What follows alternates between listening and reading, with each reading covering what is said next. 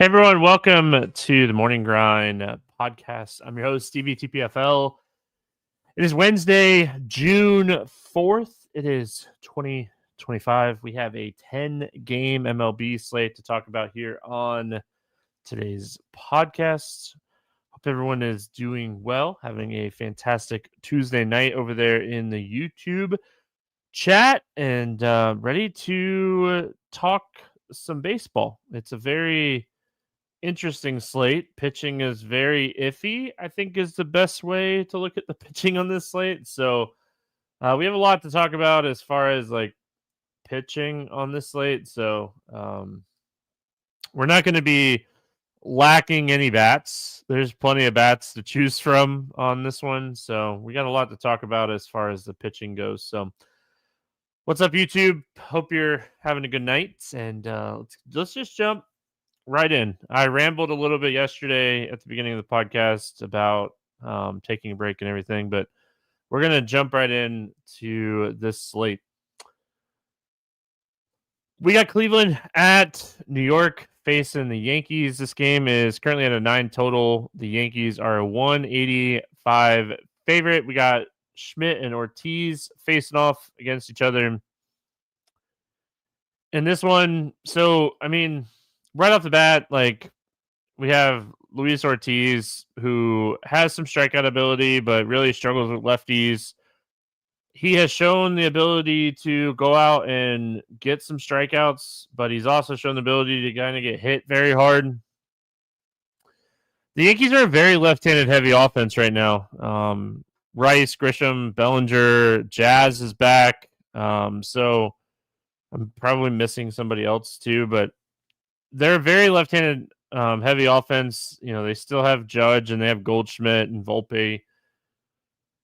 But overall, you got to be able to get these lefties out. And with his command, really almost 15% walks, gives up a ton of hard contact to lefties. You start looking at his advanced stats and gives up a ton of barrels. He has a lot of negative regression coming against lefties. So you start looking at all that and you're not too excited about playing Luis Ortiz.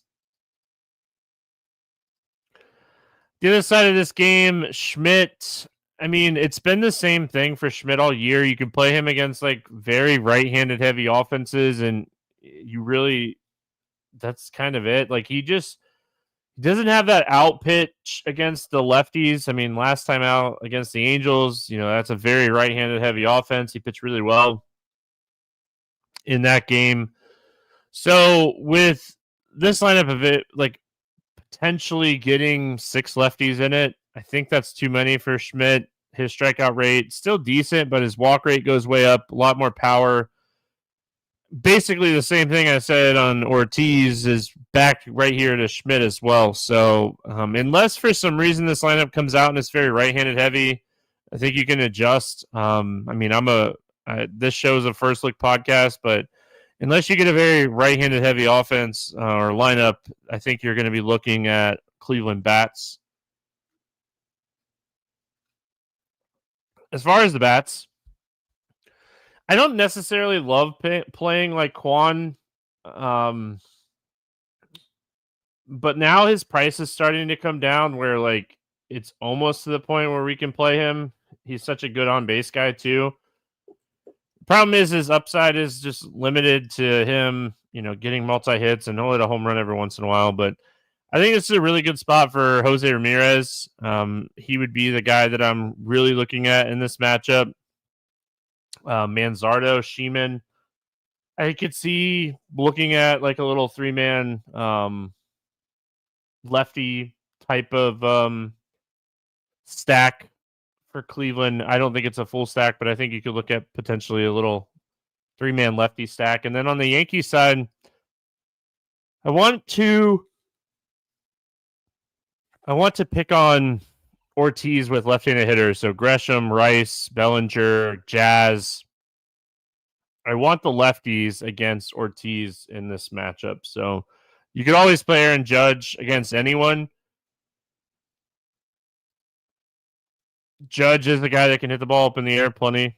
So Luis Ortiz with his massive ground ball rate against righties, Judge doesn't get affected by that as much. But I want to pick on Ortiz with the lefties.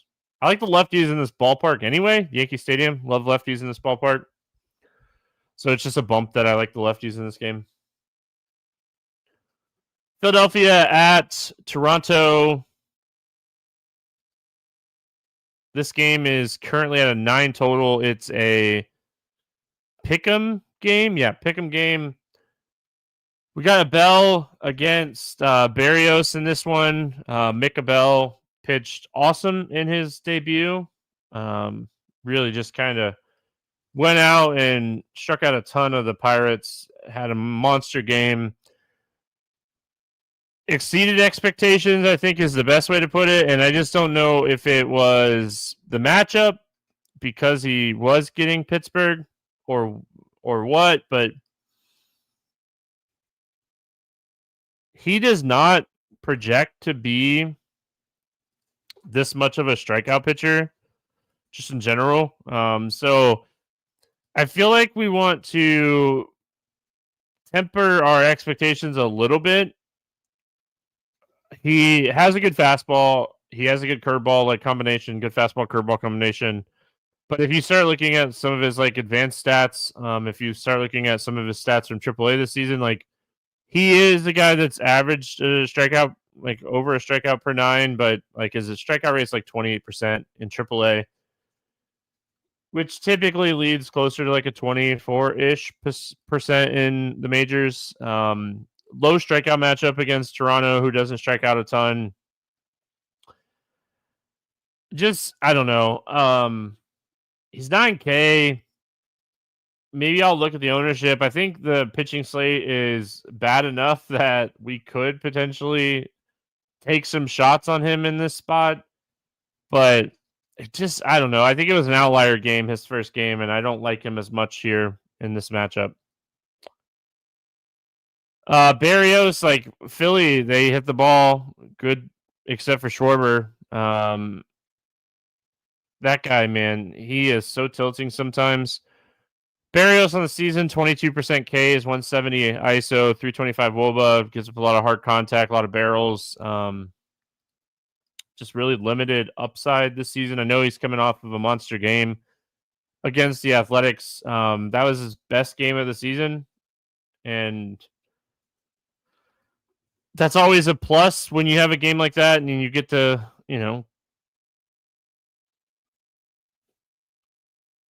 come from that game. But I don't love this spot for Barrios. Philly lineup is very hard on right-handed pitching. Harper, Schwarber, Stott, Turner, Bohm, Castellanos, Kepler, JT Realmuto. Like, I mean, had you known like 4 years ago that JT Realmuto would have been the 8th hitter in this lineup, you've been like, what is the Phillies lineup? So I don't necessarily love this spot for Barrios. Philly bats, I could definitely see myself using them more as like a mini stack. I don't necessarily think I want to fully stack against Barrios. Only twice this season has he given up more than 5 earned runs in a start. It'd be Harper, it'd be Schwarber as like the main pieces here. He does give up a lot of power to righties, so like you could potentially take a shot on like Castellanos or Bohm or JT Realmuto, but it'd be more of a mini stack. Picking on Mika Bell, I mean, here's the thing: like he really didn't struggle with home runs this year in the minors. He is more of a ground ball pitcher. So it's really tough to like get excited about this matchup. I think that he might get a little bit of ownership with the pitching that we have on the slate and what he did his first game. If I was going to play bats against him, it'd probably be like Addison Barger, Bo Bichette, Vlad. Those 3 bats would probably be my favorite. Moving on, we got Arizona at Atlanta. This game is currently at 8 total, and Atlanta is a 175 favorite. We got Kelly and Sale facing off against each other in this one. Merrill Kelly, like, this guy is not awful. He's pitching way better this year than he pitched last year. His upside, I mean, he's had some really big upside games this year, but you look at some of the matchups that he's done it against, like, his upside game this year is against the Rockies. I'm shocked against Miami. So looking at picking on Kelly, I think is more what I'd be looking at here than playing Kelly. Ronald Acuna just makes this lineup better. Shocking news, I know.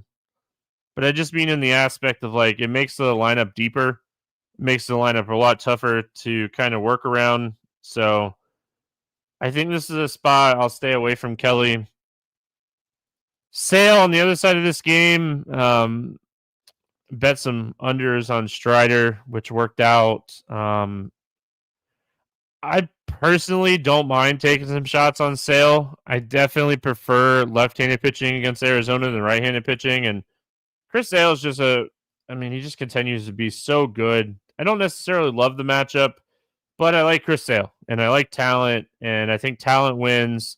So when I'm looking at this, it's just like, all right, well, I have to play somebody. So I think Sale is playable today. His kind of weaknesses here would probably be like Gurriel, Suarez, Marino. Carroll, lefty. Throughout his career, Chris Sale has been absolutely dominant against left-handed hitters. So if they leave a couple of these lefties in there, that helps this spot for him. But yeah, I think Sale's playable. We don't really have a ton of pitching options on this slate, so I think he's playable. As far as the Arizona bats, maybe a one-off of like Suarez or Gurriel, but I'm not picking on Sale a lot, if any, here. Against Kelly, I could see stacking. I could see definitely stacking Atlanta, Acuna. If they continue to hit Baldwin up towards the top of the order, I like that. Riley, Olsen, Ozuna, Verdugo, Harris, like any of these guys. I think the Atlanta stack, depending on the weather and how the weather looks. But this time of the year is definitely a time that the ball is usually jumping off the bat in Atlanta and like St. Louis and stuff. So Texas at Tampa. 9 total in this game. The Rays a slight 125 favorite. We got Rocker against Baz in this one. I think just kind of a general statement, like there's going to be weather concerns every day. I know I kind of said this yesterday. So make sure you're following weather. I know that Roth gave a little bit of confidence in Rasmussen in that game in general, and that really worked out. So Kevin Roth is my homeboy. I will always follow Kevin Roth. He is the best in the biz. So listen to what he has to say. Kumar Rocker, he only threw 53 pitches in his last rehab start. For what it's worth, I don't really expect him to go too deep into this game. I think this is a terrible matchup for him too. From what we saw him, he really struggled with lefties. And I don't think this is the spot you want to struggle with lefties in this ballpark. So I think Rocker is someone kind of stay away from here. Shane Baz on the other side here. I kind of want to play a little bit of Baz, and it's just because like Texas is really lacking power. I talked about this yesterday on the podcast, but they're really lacking power, and that's been his biggest downfall this year is just giving up home runs. He's giving up a ton of home runs. He's given up a home run, at least one home run, I think, in all but 2 starts this year. So the lack of power makes this a little bit more appealing. I am going to talk about the bats in just a second, but the lack of power makes this way more appealing. We have very limited pitching on this slate, so I don't mind potentially taking some shots on Baz. I could see him scoring 20 plus here, and I think that's half of a win on this slate. If I am not playing Baz, I won't play Baz on every lineup. On non-Baz lineups, I like Smith, I like Langford, I like Seager, I like Jung, I like Ozuna. I like the top half of this lineup. Again, I just got done talking about how this guy gives up a lot of home runs. Tampa, I like Tampa a lot today. Arnanda, Cam Nero,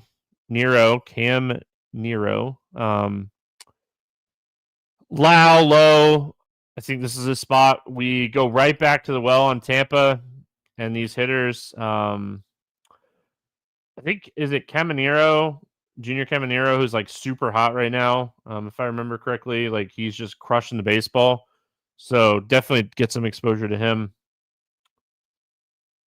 Detroit at Chicago, taking on the White Sox. No total in this game. Gibson Long is supposed to start. He has been sidelined since having Tommy John in 2024. So, yeah. Schuster. We talked about Gibson Long yesterday. Caminero hit a home run again tonight. I mean, that's when you're hot, right? I don't think this is a spot I want to play Gibson Long. I feel like I said this yesterday. I don't think this is a spot I want to play Sawyer Gibson Long. But I will say the White Sox lineup that they rolled out on Tuesday, just on paper, looked awful. It was an awful lineup, and they still got the job done late in that game against the Detroit bullpen. But man, the lineup looked ugly. I don't think I want to do it. And then on the other side of this game, Jared Schuster probably not going to pitch too deep into this game. I would assume that he's just going to be like the opener. It sounds like he'll open for Sean Burke, which is good for the Detroit Bats. But what they're doing here is they're basically starting Schuster in this game because Detroit goes, lefty, righty, lefty, lefty. So I think Schuster will face Meadows, Carpenter, Green, and will not face Torkelson. I don't think they'll let Schuster face Torkelson. I think Schuster's last hitter will be Riley Green if they roll out their normal lineup. Sean Burke, not worth playing. He's not good at all. I think the Detroit stack is very playable today. I know you're going to lose in a bat lefty-lefty, but it's not like Jared Schuster is like this dominant pitcher. He has a very low strikeout rate. He's very hittable, even lefty-lefty for Carpenter and Green. Torres getting that at bat against the lefty to start would be really good. So I think you could play Detroit bats. Sean Burke is not good. He's really, really not good. As far as the White Sox bats go, Tauchman, Benintendi, Vargas. This lineup's really bad. I know they keep scoring, and it's just like you don't expect them to keep scoring, but they do. So Kansas City at St. Louis. This game is currently at 8 total. The Cardinals are 130 favorite. Mikolas against Cameron. My boy, Noah Cameron. I've talked a lot about this guy. I'm a huge fan of him. I don't want to say like he reminds me of like the Braves pitchers back in the day, Maddox, Glavine, but like that's who he kind of reminds me of. Like old school pitching. Has a really good pitch mix, really mixes up his pitches, has excellent command, and that's how he beats you. So I want to see what the lineup looks like for the Cardinals before I decide if I'm going to take some shots on Noah Cameron today. They let him go like a little too long last time, but he's going to throw strikes. He's going to beat you mixing up his pitches. He's not going to strike out a ton of hitters, but this lineup can be very left-handed, and his strikeout upside definitely jumps if there's lefties in this lineup. So I want to see what the Cardinals lineup looks like before I make like a final decision on whether or not I want to play Cameron. But this team as a whole has really struggled with lefties.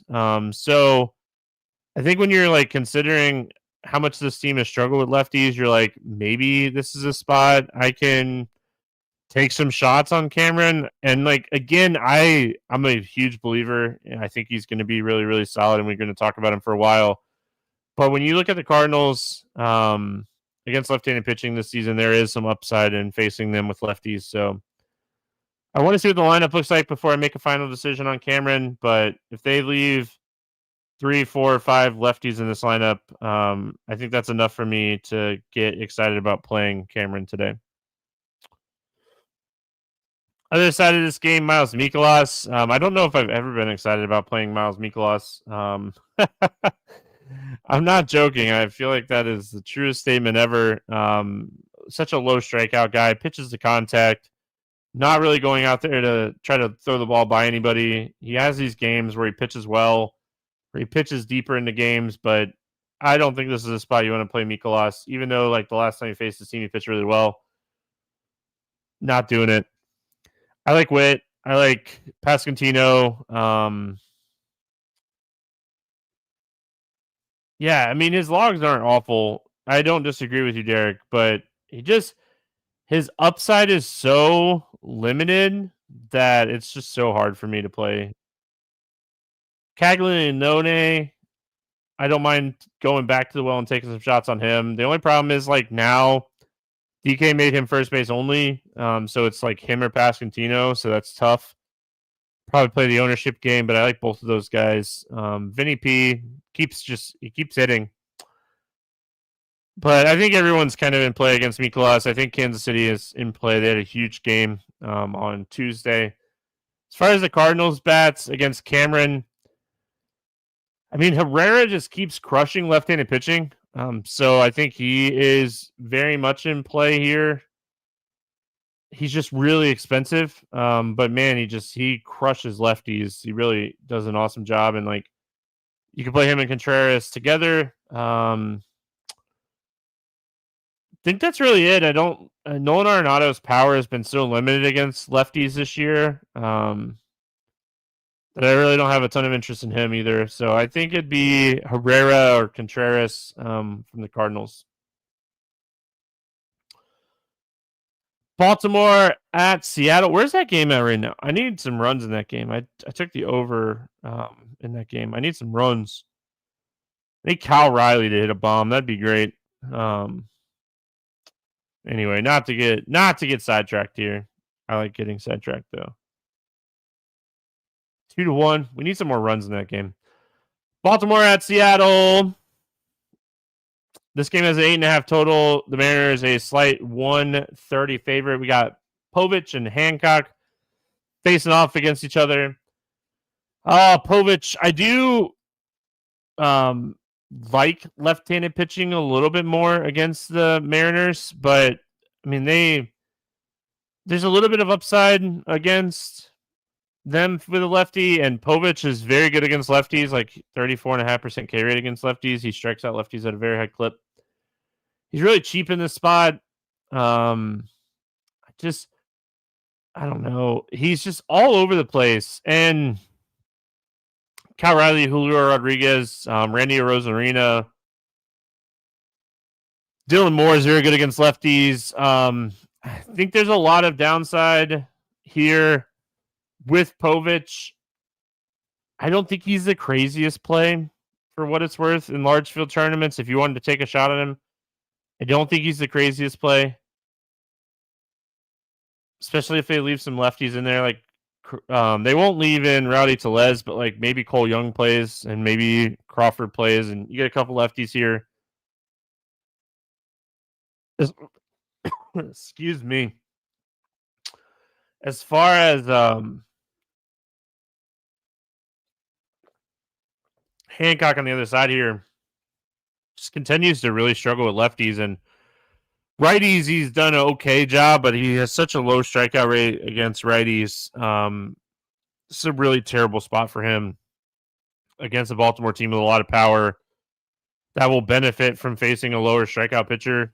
So I'm not on Hancock at all in this spot.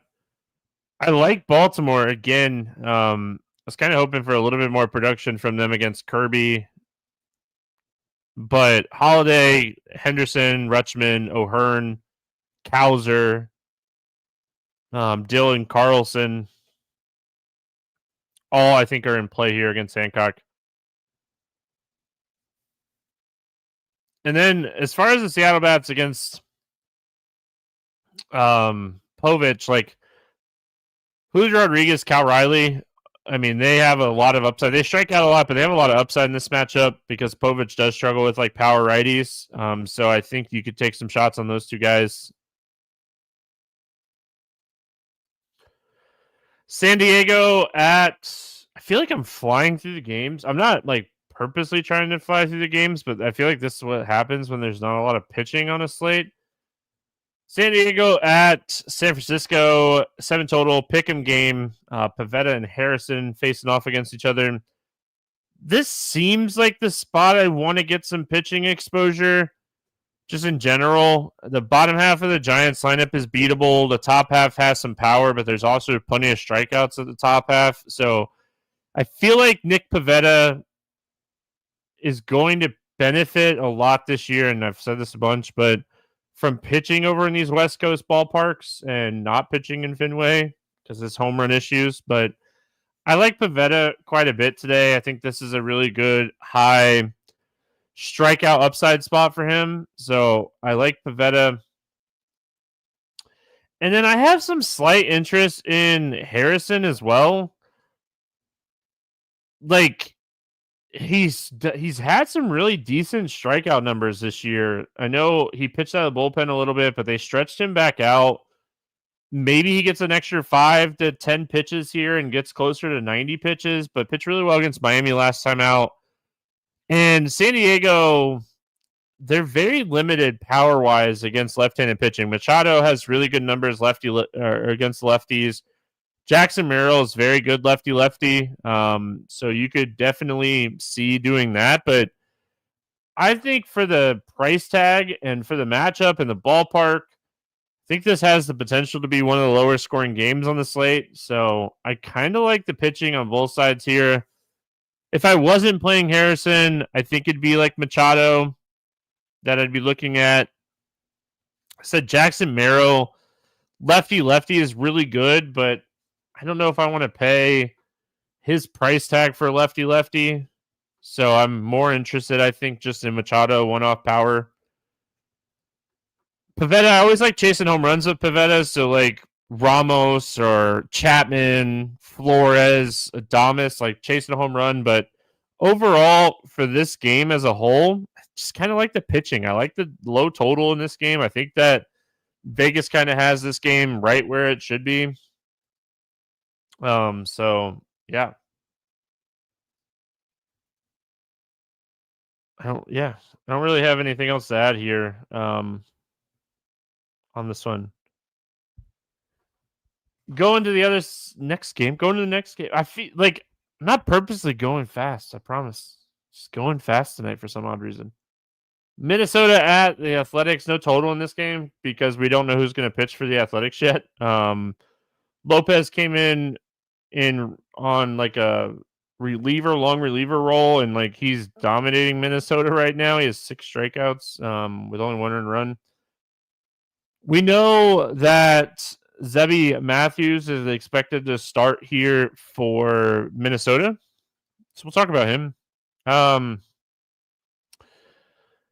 So Zebby Matthews has had some really decent strikeout numbers against Seattle, against Kansas City, like lower strikeout teams. So that's always a plus when you're looking at that kind of stuff. But I don't know what to expect. I don't know if we expect this like full time from him. Trying to pull up his minor league stuff because like we have some data from him last year and his strikeout rate was not this good and he really struggled with like left-handed hitters. So definitely do a little bit deeper dive on him and like, why did he struggle with lefties? Has he fixed it? Like his home run per 9 was really high last year in the majors. This year he's done an awesome job of limiting home runs, kind of more ground ball pitching in AAA this year. Swinging strike rate is decent. His K rate's been decent in AAA, and then you look at some of his advanced stats. Some of his advanced stats from this year in the bigs definitely suggest there's some like positive regression coming on some of his numbers. So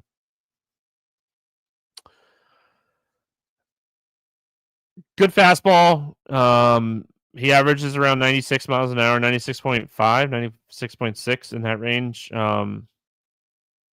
Trying to see if he's doing he's not doing anything different this year as far as against lefties. So I think there's some potential hurt coming to lefties. His slider's been really good this year against righties. And I guess his slider's been really good against lefties this year too. So I'd have to do a little bit of deep diving on his slider because his numbers on his slider look a lot better than last year. Looks like he's getting more spin on his slider this year as well. So he might have changed a little bit with his slider because it's definitely affecting left-handed hitters a little bit more. All this to say, in large field tournaments, I think you could potentially take some shots on him. I also think you want to stack the Athletics a little bit for what it's worth. This ballpark, a guy that struggled with home runs last year when he got a little bit of a taste of the show. So Butler, Soderstrom, Rucker, Langeliers, Blade. Definitely a team I think you would look at stacking. If Matthews is on, it's that baseball hedge. You could play both sides of this one. Not knowing who the Athletics are going to pitch, we'll pass on this one for now. Mets and Dodgers.